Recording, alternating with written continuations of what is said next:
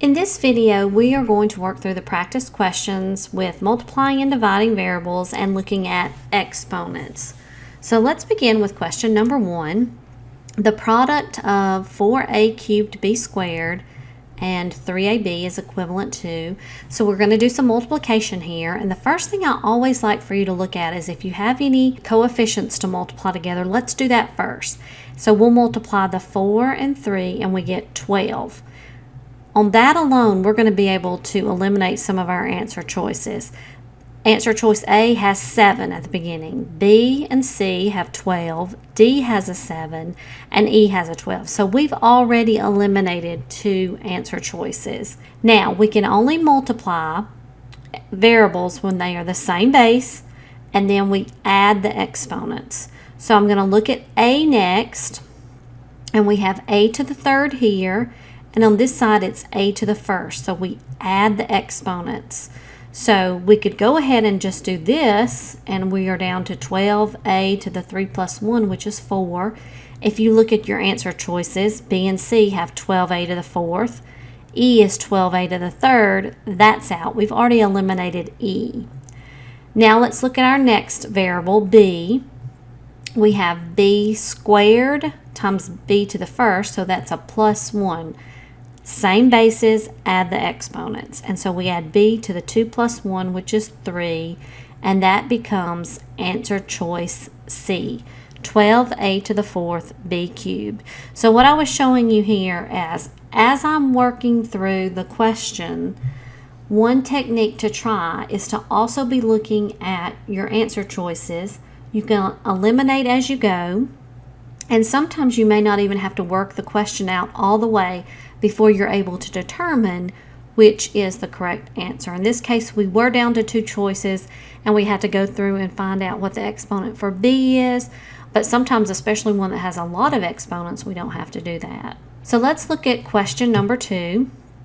Here we've got division. Remember, when we divide exponents with the same bases, we subtract the exponents. So we can only work when we have the same base.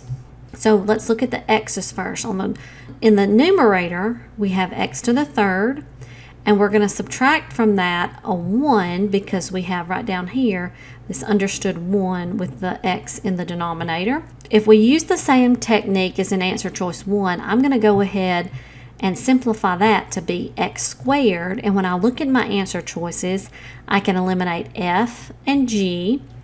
H and J have x squared, and K has x to the 3rd. So we're down to a 50-50 chance. Let's continue on and look at our y, which in the numerator is a y to the 5th. Our denominator has a y squared, so we subtract that. 5 minus 3 is 2. So it's going to be x squared y to the 3rd, which is answer choice J. Question number 3. Which of the following is equivalent to 2x to the 3rd quantity to the 4th? So that means we're raising 2 to the 4th power and the x terms to the 4th power. So again, I like to start with my coefficients. We could rewrite this as 2 to the 4th times x to the 3rd raised to the 4th. And when we raise, we're multiplying 4 2's together. So that's 2 times 2 times 2 times 2. That is 16. 2 times 2 is 4, times 2 is 8, times another 2 is 16. So again, if we're going to use the same method, let's see if we can eliminate some choices. A and B have 16, C has 8, D has 8, and E has 2. So we're down to, again, 2 choices. We have to look at our x term. And so when we raise a variable with an exponent to a power, we're going to multiply the 2. So it's really the same as x raised to the 3 times 4. So that is the same as x to the 12th. And that's going to be answer choice B. Number 4, 2x to the 3rd raised to the 3rd power. So this is very similar to number 3, but this time we're raising 2 to the 3rd and x to the 3rd power.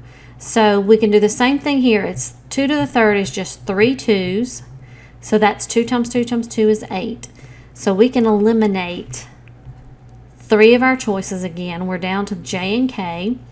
And x to the third is just x to the third power raised to the third is x to the third times 3, which is 3 times 3 is 9. And that is answer choice K.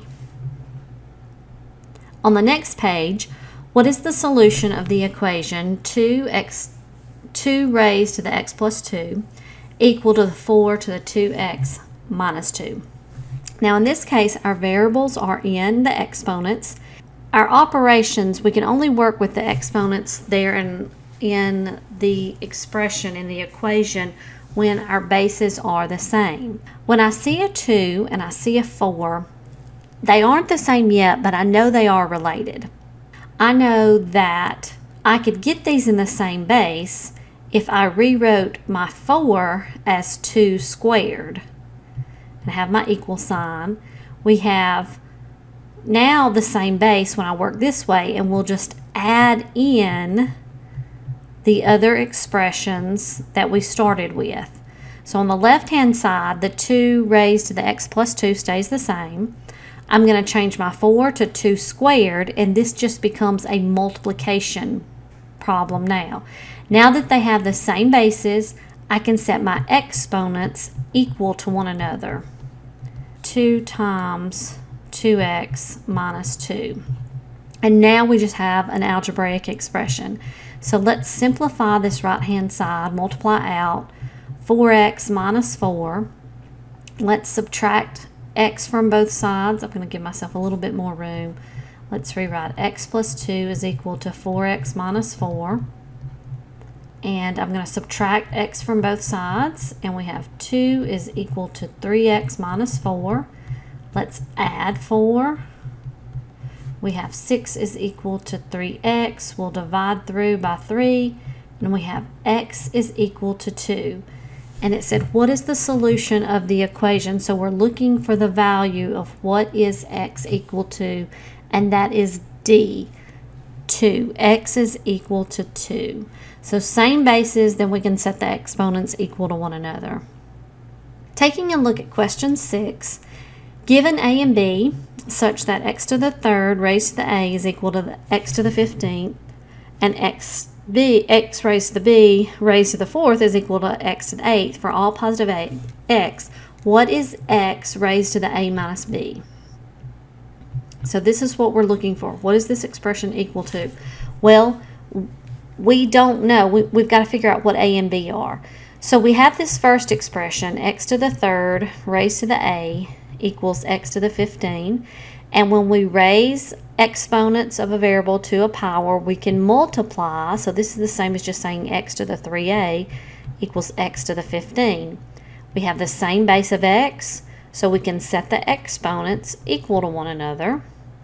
Divide through by 3, and a is equal to 5. So we have half of the a minus b that we're looking for. Now what is b? We know x to the b raised to the fourth is equal to x to the 8th. We can multiply this out, and this is the same as x to the 4b equals x to the 8th. Same bases. Let's set the exponents equal to one another. We divide through by 4, and we get b is equal to 2. So what we needed was a and b, because we're looking for x raised to the a, which is 5, minus b, which is 2. We can simplify that. 5 minus 2 is equal to 3, and x to the third is answer choice G.